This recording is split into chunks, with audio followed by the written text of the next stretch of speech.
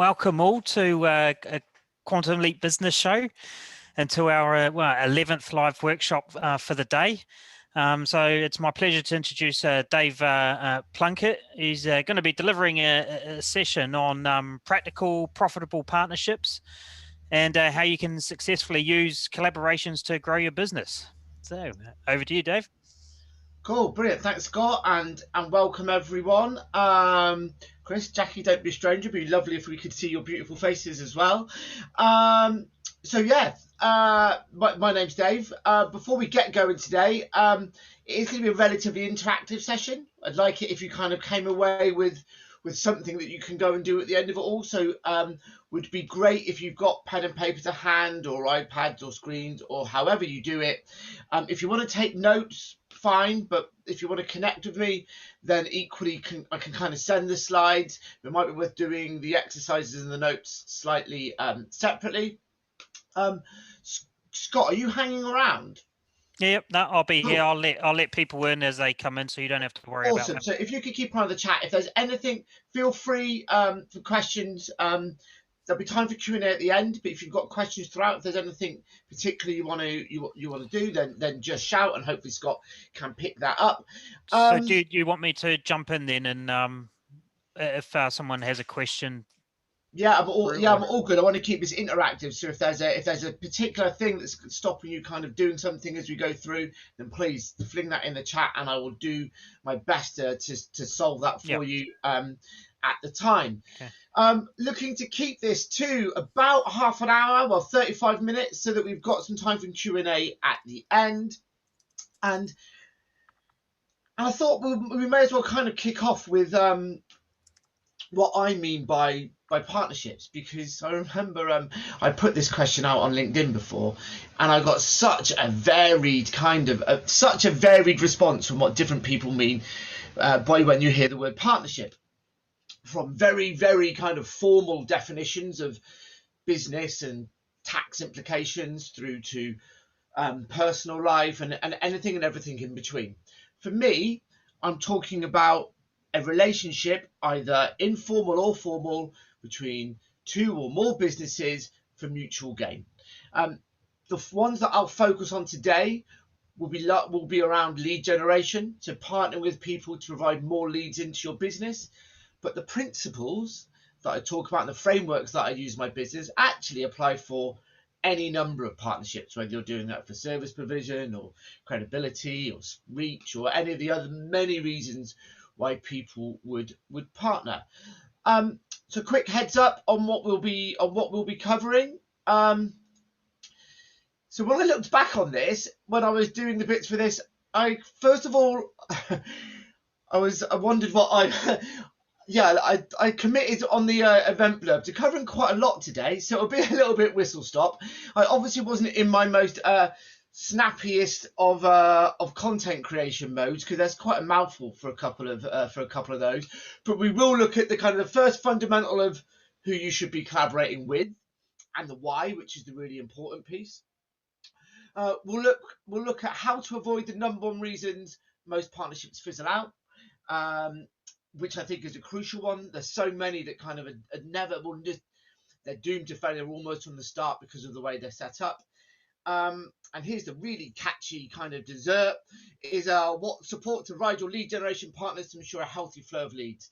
And this is probably the piece that most people overlook, and can be the real kind of the secret sauce in actually getting your partners to do what it is you want them to do, which is provide you those high quality leads on an ongoing basis. And then what I will do is right at the very end, I'll let you know how kind of you can stay in touch with me, find out a little bit more, all that wonderful stuff. So before we go any too much further, I'll give you just a very brief kind of thing about me and why it is you should be listening to me on this subject. So I built my own membership organisation called Business Scene, that actually Scott was a part of. We grew to over 2,000 members, and I've put 95%, but it's probably more like 99% of the members were gained either through referrals or strategic partners with third party. So I have used partnerships and collaborations to grow my own businesses. But on the flip side, we also were responsible for providing leads to our benefit providers as well.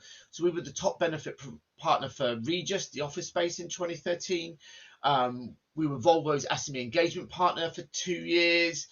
Ran a 50k partner program with Mercer Marsh for their SME engagement. They're a big corporate outfit. Delivered almost 10,000 leads to Yell over a 2-year period. And so I reckon in total I probably reached over 1 million business owners through partnership channels, which means I've had a few successes along the way. However, I have learned so much more from the many, many mistakes that I've either made or witnessed through working with other brands when we were required to deliver the leads to them. And so everything that I go through from today will be based on real life experience. I don't have any degrees in partnership or partnership director roles in big fancy corporates. What I have done though is deliver this stuff for the last 15 years. And hopefully some of the lessons I've learned the hard way, you don't have to. And hopefully if I can share some of that with you today, then hopefully we're on to a winner. So before we go any further, it would be really good just to get a show of hands as to where people are at with partnerships they've had in the past. How many people here, and actually I should give a distinction as well that I have between referral partners and strategic partners. Referrals are lovely. They're the wonderful ones we get from here, there and everywhere, family, friends, ex-clients. I'm going to be focusing on strategic partnerships, which is where you just put a little bit more effort into targeting who the people are that you want to work with, the support that you provide them, because there's the real match there, and it's about starting to build that into your business on a consistent basis. So quick show of hands, who's kind of actively getting referrals and things like that already? Dave, quick question. Are you meant to be on your first slide now, or are you? No, we're still there. Thanks. Okay, just checking. Now, just one of the questions that came up. Yeah. Oh right. No. So there's not that many slides. I'm not a slide person potentially. So So who's getting to about half there, and who's kind of got an actual strategy behind that? So or is it no? So more ad hoc.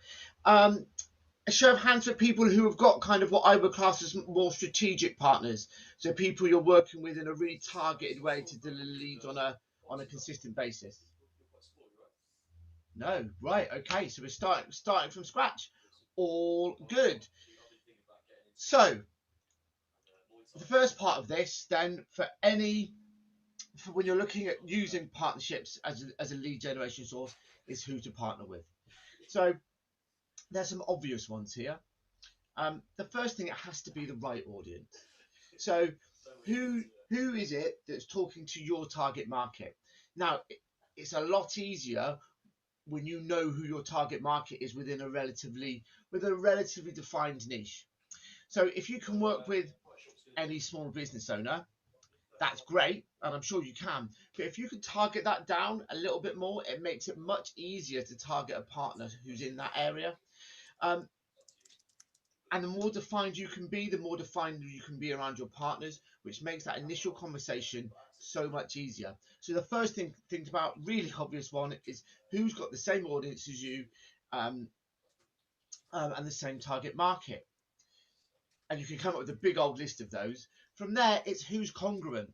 You may know someone who's dealing with the same target market, but if the product or service that they're selling to them is remarkably different to yours, then the fit isn't going to work. When it comes to actually leveraging those relationships, there's going to be a miscommunication there. So think about not only who's talking to your target market, but who's talking to your target market about something that's similar. So Helen, obviously on I know Heritage obviously as a wills and estate brand, you probably could find people that are talking to your target market who will speak to them about something completely different. They could be talking to them about household supplies or their pets or whatever it may be. Whereas if they're talking to them about other financial products, obviously that fit is much, much tighter. Chris looking at cybersecurity. So again, it's who's talking. You could be, I presume your market is small business owners. It wouldn't make sense to try and partner up with someone who's a marketing agency. You look for things that are more in your sphere. So who's got the right audience and is talking about something that's similar to what you're doing, but different enough that there's an opportunity there. Reach is a key one as well when you're looking at partners. Who's actually not only got the right audience and is talking to them in the right way, but actually is talking to a significant volume of them that it's a worthwhile partnership to seek out. Now, this will be really, really particular depending on your own product or service. If you've got a high value sale, then maybe you don't need loads of leads. So actually, the reach is less about the volume of the reach, and it's more about the engagement of that reach. They have a highly engaged kind of audience. However, if you're a low cost, high volume sale, then potentially it is much more about the volume of people they can get your message out to. So just bear that in mind in terms of that who piece. And the final one on this is on realism. Now, I am a born opportunist, and I firmly believe in being opportunistic. And you should never say never. Absolutely go for these big opportunities, but there's times when I speak to people and they want to partner with huge national organisations. Now, you're right, they may be a perfect partner for you, apart from the fact it could take you years and years to try and get in there with them and partner with them and maybe never get anywhere. So mixed in with that kind of right audience and right match and the right reach is, are they realistically going to want to enter into a partnership with you? How easy is it to have that conversation with them?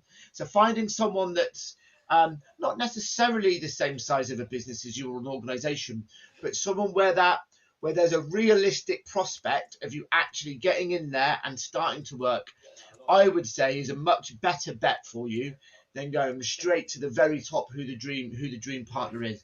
And often when you can run a partner program on a smaller scale and you can prove that it works and that you've delivered value, then you can start approaching bigger opportunities. As for the why these people would want to partner with you, and this is the really crucial piece, I kind of hinted at it then just in my last statement. It's about adding value. So many people I know, when they look to partner, they lead with the kind of the commercial piece of, I'm going to go out and I'm going to speak to people because they'll want to promote my product because I give 20% revenue and it's this awesome opportunity to increase your sales and earnings. And if you could just sell this amount of what I do, then you'll earn 10K a year. And I'm sure we've all seen those kind of propositions put forward. While that commercial piece is absolutely vital to have, it's the bit that kind of does the sensible bit. The reason why a potential partner will want to work with you, will promote you on a consistent basis and get excited about working with you, is when you can add value. It's when you can add value to their audience. And this is where that congruence piece comes in. Typically, there's someone out there where your service or your product enhances someone else's product or service, or it leads on to them, or it's that bigger match where you doing what you do will make your partner look better. Given an example, there's someone I work with where they provide a Google search and PPC and that kind of inbound search activity.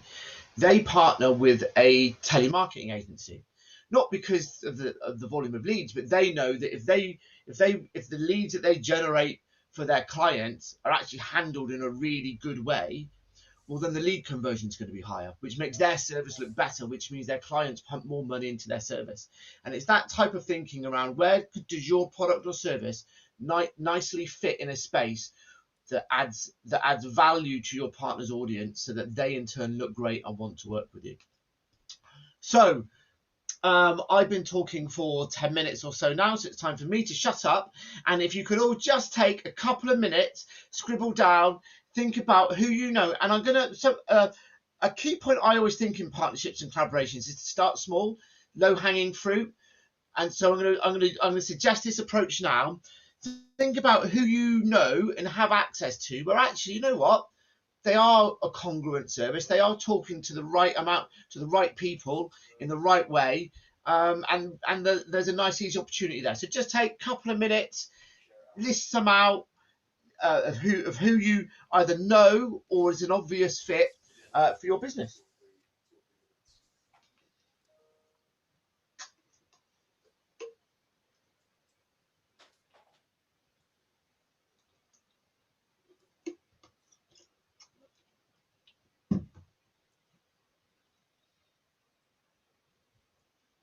It's that time where everyone's leaving work now and everyone's starting to shut up. Yeah, it's a shame that you've been given the slot.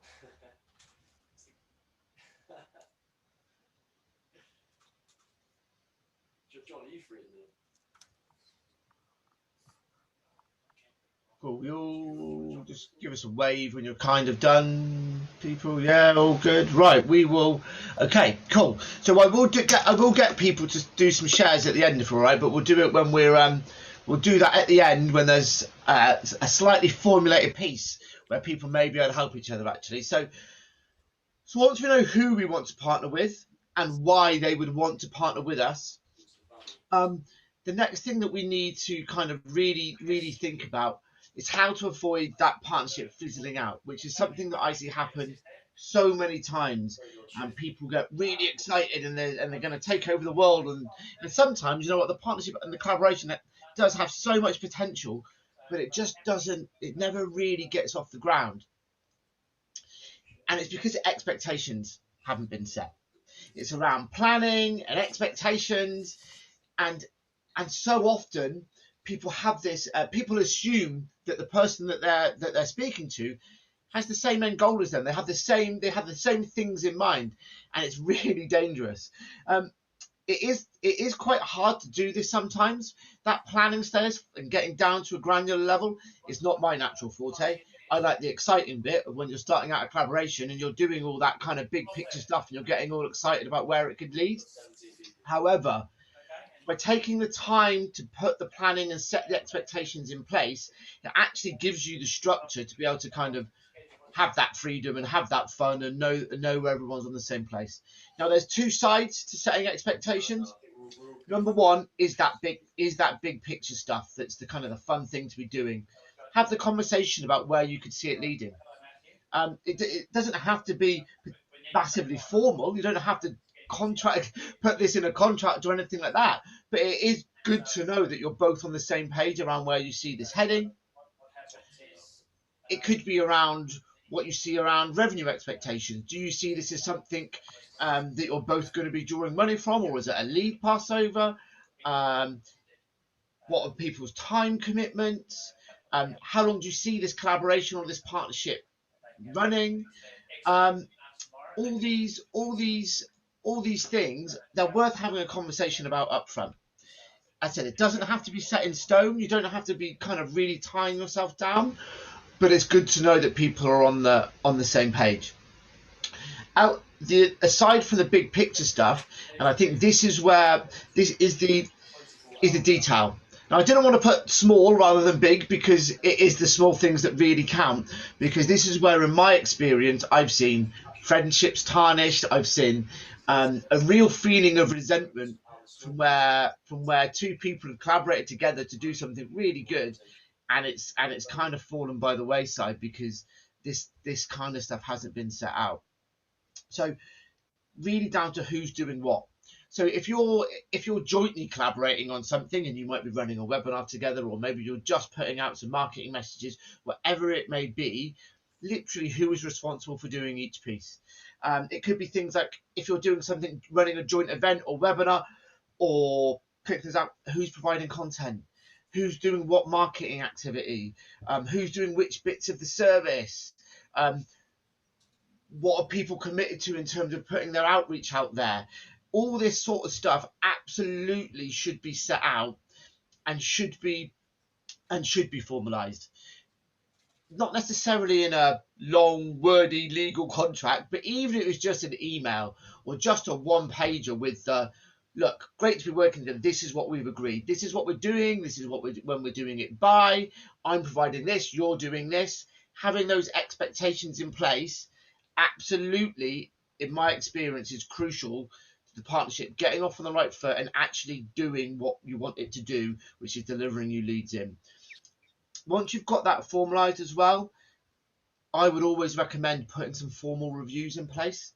So even if you're conversing with someone on an ongoing basis, because of the nature of a partnership or collaboration, have some set review dates in that are different to those day-to-day conversations. It gives you an opportunity to kind of come back and look at those things that you decided at the outset. It means that if you're not happy with any of the bits that are on there, what it does, it gives you a framework to open up to what otherwise could be quite a tricky conversation. There's that thing of, if resentment's building, you don't know how to ask or don't know how to say you're not happy about something. But if you've got a bit of a framework that you've set out at the outset of your relationship, and you've got reviews in place, it just gives you that structure and takes away the potential awkwardness of those discussions. So next bit of work for you guys to do is take your paper or sheet, draw a line down the middle, think about the partners that you identified in that first session. Think about how it would be that it would potentially work. Would it be straight up marketing messages, or would you look to run a joint event or something? And just think about the sorts of questions you would want to ask each other and put in place for either on big picture stuff or that granular level of detail for when it comes down to actually doing the partnership activity.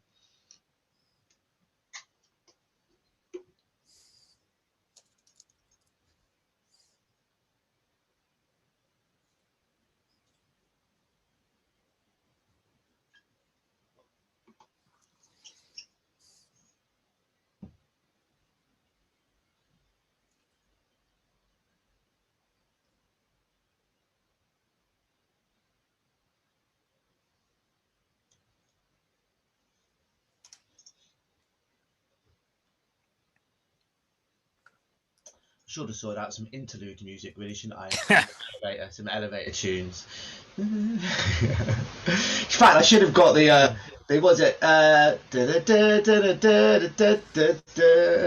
Quantum Leap theme tune. Thank you, Matthew. You got the reference there. That was a hell of a show, actually.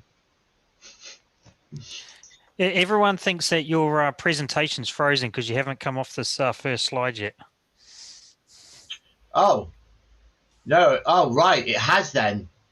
Right, you should have shouted. So yes, when I'm actually talking about this sort of stuff, I was going through, then yes, it should have changed. Right. Oh, no way. Scott, sorry, I've not been looking at the chat as well. I'm so sorry, guys. It only came through again now. I asked it last time when it was asked, so I just...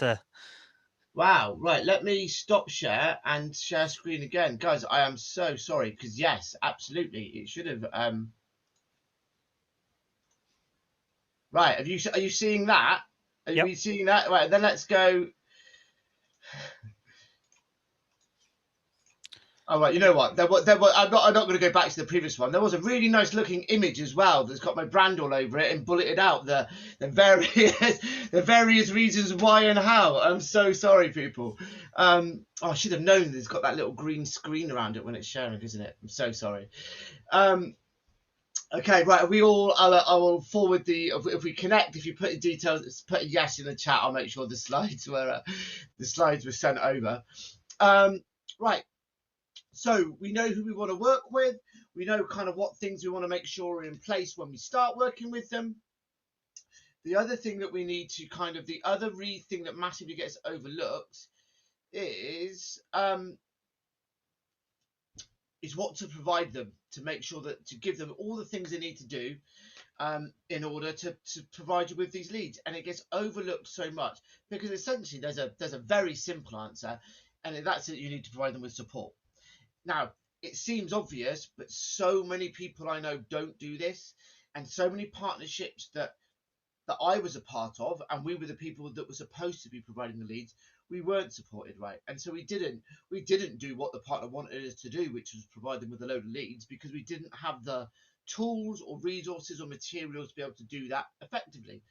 Conversely, when we were given the right materials, we were able to have great success, like providing 10,000 leads to Yell. So there's a number of ways you can do this. And one thing I would say is that, again, much like with the setting expectations, never assume that the person you're working with just knows how to do something. It's always better to overshare your own knowledge and resource with your partners than it is to undershare. And it's all about positioning. If you're worried that maybe you're trying to teach them how to suck eggs or whatever, you can always position it that this is stuff that we've shared with other people and they really found it useful. So kind of here you go, here it is, it's here if you need it. It's always better to overshare. So in terms of marketing materials, you need to provide them in the right format. If you normally do your selling face to face, but your partner actually has a really kind of strong digital presence, well, then you need to provide them with some digital materials, or at least some positioning statements or some support for them to be able to do that. And conversely, the same. If you're normally digital and they're face to face, well, think about what you may need to provide them in order to help them in their face to face scenario. It could be suggested ways of positioning your product or service, whether that's digital or face. Don't presume that they're going to know how to do it. Give them all the tools to be able to do it. And on a finer detail, really do the broad range of support. So don't just send them one bit of digital material to send out as a solo email. If you know they do a newsletter, you take the hard work to give them the little tidy, neat paragraph that goes out. Give them the social posts. Don't presume that they're going to take your content or just the standard brochure that you've sent them or your website link and turn it into nice materials to market you, because people won't.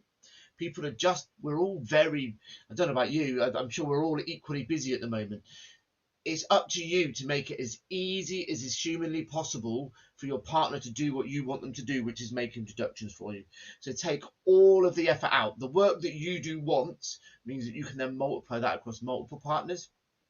The other thing that I would add to this as well is about niching it. So if your partner works in a tighter sector, if there's an easy way of you being able to just slightly tweak your materials so that they're more relevant for your partner's audience, well, then you'll get not only will you get much better results, but you'll build a stronger relationship with your partner, because they'll see that you've gone the extra mile. And that's what this is all about, obviously, in partnerships, is forming those long-lasting relationships. They need to be ready for the right time as well. So if there's a particular point in a business, whether you're B2B or B2C, if there's a particular point in time in a person's life or their business's journey where your product or service is super relevant, then make sure your partner knows that. Don't assume that they will just get it, because they won't necessarily. So give them that guidance, give them that extra bit of support. Make sure what you provide is on brand. We had this with when we would work with corporates. They'd have their way of doing stuff, and we weren't allowed to change it all. And so, well, yeah, but if you want to work with the SME market and you used to be in corporate, you need to change your tone of voice. So make sure that what you're providing fits stays within your brand guidelines, but fits in with your partner's brand and the way that they communicate with their audience. Provide them with an easy customer journey. So don't put barriers in the way of them being able to pass introductions to you. And that will depend on your service and how you do that, whether that's an email introduction or whether it's a dedicated landing page that people put their details on, through to much more integrated solutions, because you can do all kind of wonderful things with APIs and things like that if you're really kind of serious about with particular partners. But whatever, as long as it suits you and it fits in with your business processes, make it as easy as possible for your partner to get those leads across to you. So you don't want to be putting any barriers in the way. That ease piece will just come. That really will make a massive difference in getting your partner going and keeping them, providing you with leads. Goes without saying, this one really, but deliver an exceptional service. You need to deliver the leads that come in through your partnership channels. you need to make sure that, I'm sure you deliver an exceptional service to all of your clients and prospects, but for your partner ones, you need to do that even more so. And if someone comes in, if a lead comes in, then make sure you're jumping on it, because at the end of the day, by making a referral, your partner is putting their reputation with their client on the line, and so you need to respect that. So kind of goes without saying, but yeah, be on your A game. And then ongoing communication. So keep your partners up to date with what's happening with the leads that they provide you, or if they've turned into clients, what's going on. You can do that through formal, and that can be a mixture of kind of ad hoc comms and thank yous when leads are passed across, and keep them up to date with where they are in sales processes, through to once people convert into clients, provide them with some kind of reporting. Let them know what's going on. Keep those lines of communication open. So I'm going to throw it back to you again. So those partners that you kind of came up with right at the start, have a think about kind of how are they communicating with their clients, who are your target markets, and think about the materials that you're going to provide them, whether that's actual materials like emails or leaflets or flyers, or whether it's things as simple as kind of positioning statements so that they know how to market your product better. Just take a couple of minutes, and think about the things that you could put in place to greater support your partners. And then we'll do some shares.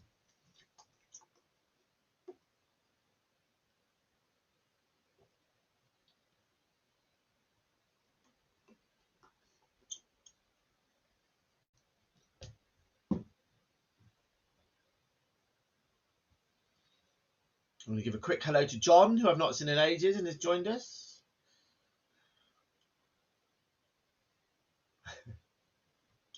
He's normally suited and booted. I'm not used to seeing John looking casual.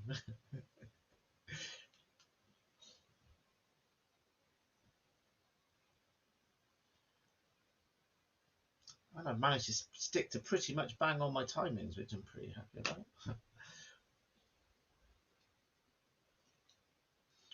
Right, so if we've got people who are done on this, what I wanted to do is, without people taking the opportunity to sales pitch what their business does, if people are happy to, it'd be good to get some shares.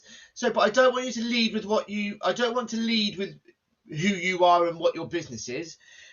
We can put that in with kind of how you would add value to your partner. So if people are happy to share, we can share who the partner is, and why you add value to their audience, which is kind of your little bit around to say what you do, the things that you would, sort of things that you would want to cover, and what you provide. So keeping it tight on time so that a few people have to share.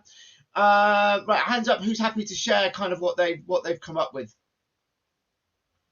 Andy, yes. Was I the only one? Yeah, okay. So partners ideally would be web developers, agencies, web hosts, and accountants. Quite a mix of people. Yeah. All people who've got customers who can potentially benefit from what we offer when it's white labeled by them. Oh, okay. And what do you offer, Andy? I said no sales pitches, but like you've got. No, it's trying to avoid it. No. So it would still be good to know what you do, though. So yeah. The basics of it: a bit of software that tells them the names of companies that go to their website and what they looked at page by page. Awesome, yeah. Brilliant. Okay, yeah, makes perfect sense where we are so far. Yeah. Yeah, and as you were talking, was quite interesting because I'm sort of thinking, there's lots of things I haven't supplied them with to make it easy for them. So that was really valuable. Thank you. Okay, and what sort of things are you going to be providing moving forwards, Andy? Introduction emails that they could easily send on to their own customers. Yeah.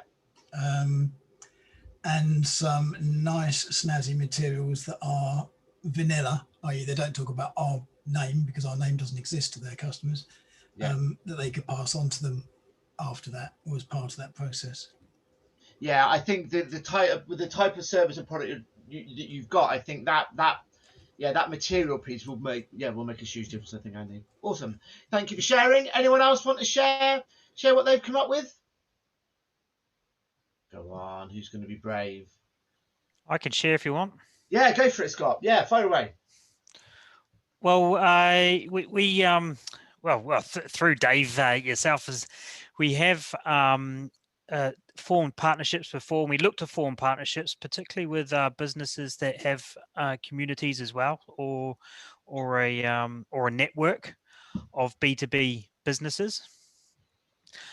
Look, and what's in it for them is an opportunity to add an extra service that's complementary to theirs, along with a revenue share as well.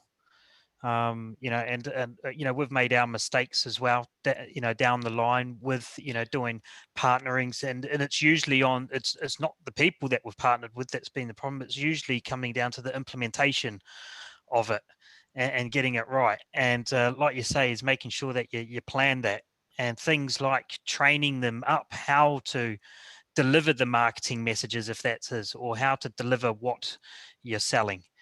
And then also, having I guess like a dedicated person on your team that will work with them to do that. Yeah, I would always recommend that, even if their whole role isn't partnerships, just having someone within your organization where you can change their email signature so it says partnership support or partnership manager goes a long way, Scott. So yeah, I'd agree on that one. Yeah, and making sure that everyone is on the same page as well. Communication is very key in all of that. Yeah, absolutely. Cool. Right, thank you. So, Lynn, yep. Sometimes partnerships don't work. I've had a fallout with a director will cause more problems than ever, and it does make it. You've got the good side and bad side of partnerships sometimes. So yeah, absolutely. They don't always work, which is which is why I do what I do, because I've been part of plenty that have some have fizzled out, some have failed spectacularly, but typically there's things you can do at the outset that stop it ever failing too spectacularly. That not even when you do all the right things, sometimes it just won't work. That's just the nature of the beast.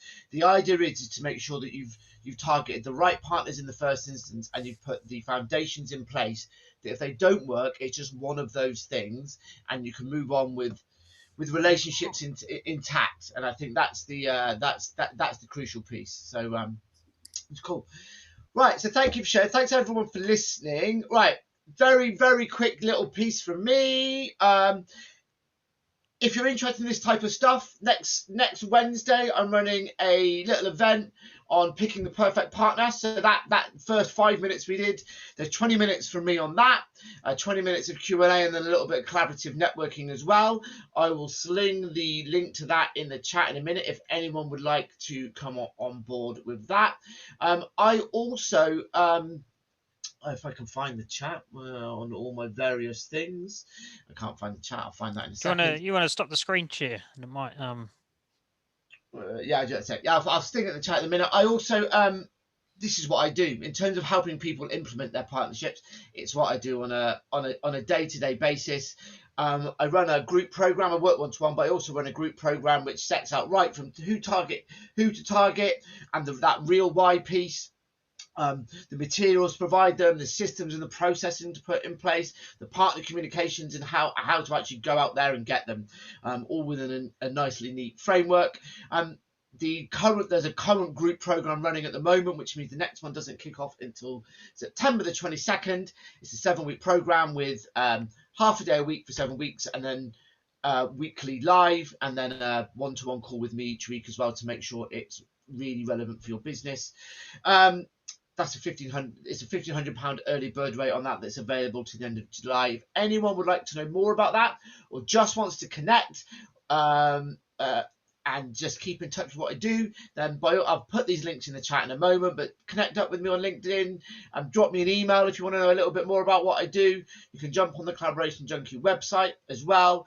But that's it for now. So I'm going to go to I'm going to put my things in the chat and see if anyone has any questions. There we go. thank you all very much. Any questions from anyone on any, well, ideally on stuff to do with partnerships and collaborations, but we've got 5 minutes. I'll answer anything pretty much. So. Sorry, why does Chris look like a ghost? I think he must have something green behind him, I presume. It's like the lawnmower man. Yeah. Yeah, sorry that I look like a ghost. It's just getting dark here. The lighting's not very good. Apologies for that. You're forgiven. It's why I just go for the kind of the natural look. Yeah. I know, but you know, I look like a ghost, but I've got a fantastic background. You know.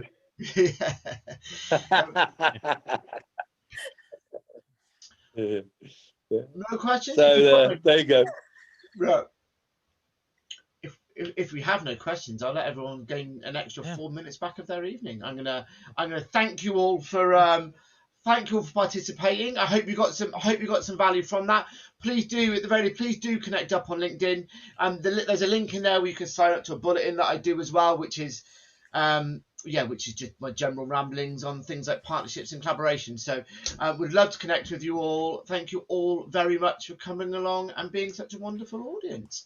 Enjoy your evenings. Thank you, Dave, for presenting this workshop, and thank you all for attending. The next live workshop will be at 6 o'clock for the secret to truly productive teams. For any of you that are interested in that, I'll post the link in the chat as well. But it's great to have all your support here. Cool. And Helen, it's lovely to see you because I've heard so much about you from Ali. So nice to probably meet you too. Yeah, okay. Thank you very much, though. I appreciate it. Cool. Cheers, everyone. Bye. All right. Cheers, Dave.